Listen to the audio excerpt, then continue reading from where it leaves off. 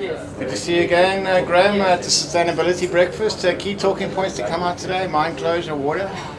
Yeah, it was great to have a lot of very experienced people sharing their learnings on their mines. I think we're all grappling with this issue of how do we close a mine properly, how do we provide water for the communities around us, who should benefit, who's not, who's a newcomer, and the roles of what is the responsibility of government, what is the responsibility of mines. So it was great to share ideas, and I think we advanced quite a long way from where we thought we'd be. I think there's got to be a partnership. It's not one size fits all. The mines have got to be part of the solution. The government's got to be part of the solution. And what I really enjoyed coming out today was the government agencies who are in charge of implementing must be the people thinking about the solutions. The miners are miners, they help and they go in partnership. People who are looking after water must drive the water strategy. People looking after sanitation must drive the sanitation strategy. People who are looking after schools must drive the schooling system. So leave it to the experts, but work together. So when you're going into places like Mali, you really have to work with the locals to bring all those factors together.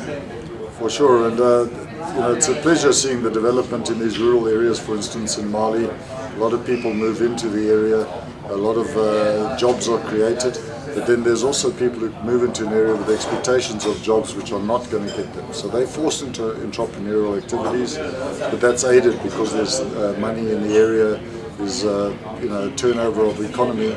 So most jobs created around a mine are not by the mine, but from the money spent by mine employees. Water security, a big talking point. How can we ensure that underground aquifers remain viable for years to come and maintain the connection with the community?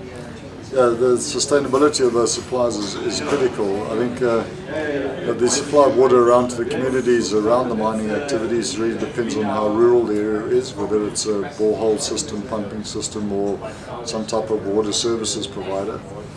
The actual dewatering effects from mines is fairly limited to areas right around the mines. But the big issue is obviously acid mine drainage, affecting the quality of water.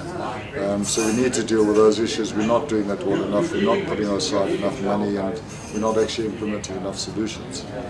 But part of the mine workings could also be the solution, in that there's now storage of a place for water which is not subject to evaporation.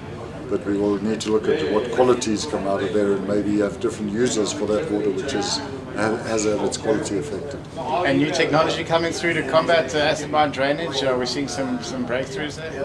I think there's quite a lot of new technology coming through, but particularly firms are seeing this now as a real option to sell their technologies, whereas before they just had it developed, sat in a laboratory. Now people have to have solutions. So I think it's a good time for engineering services providers to be selling these solutions. Not that much is new, a lot of it is now the practical implementation of it, and mines getting to the end, or the government forcing people to do something. So it's action being taken which should have been taken decades ago. And 300 days for a water license, for the mining license, how does that compare with so-called first world countries in terms of legislation? I don't have a lot of experience in the first world countries, but I suspect it takes even longer in a lot of first world jurisdictions. So we do complain in South Africa that it takes so long. A lot of developed nations, it is a longer process. The problem in South Africa is not the lack of alignment between environmental applications, water ones, and the minerals legislation. Recently there's been a lot of changes to try and align these processes, so we really hope it works. Because people need to invest, we need to have new production facilities.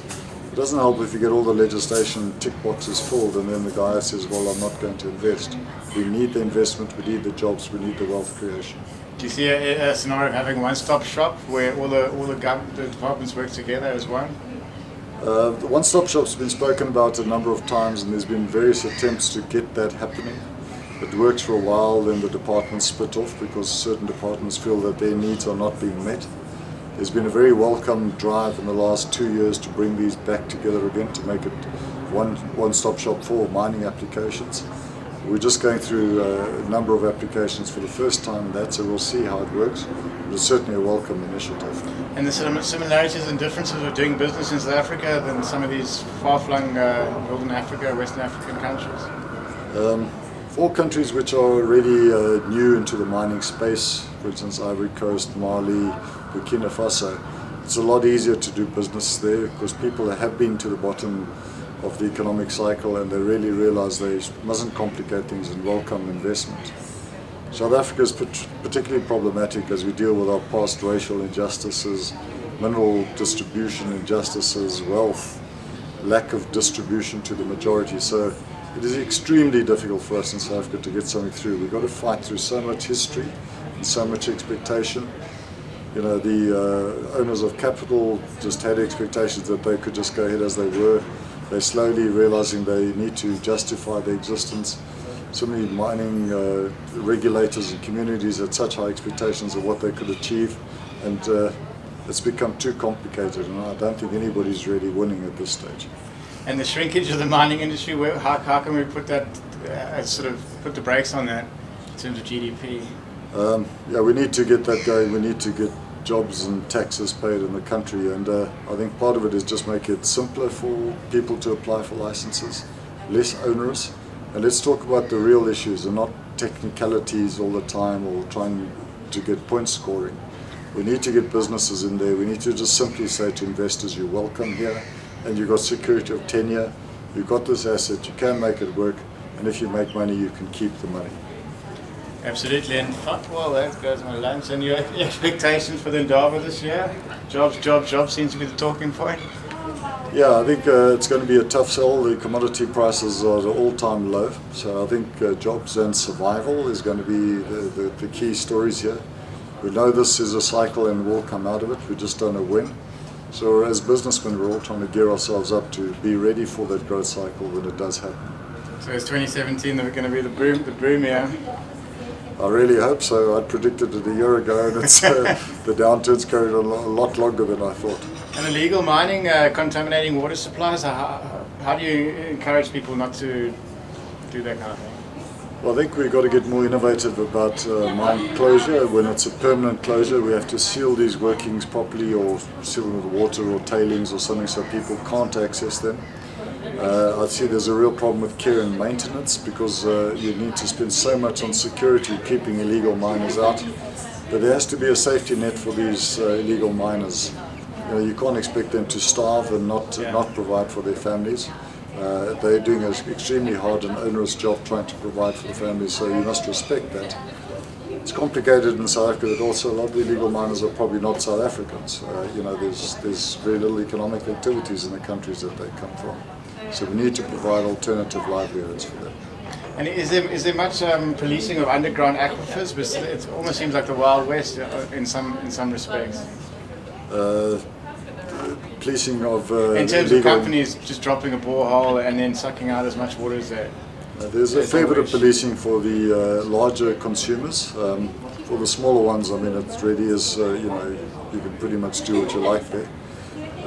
But no, South Africa's water resources are not plentiful, so we've seen quite a good regulation of guys who want to extract a lot of water.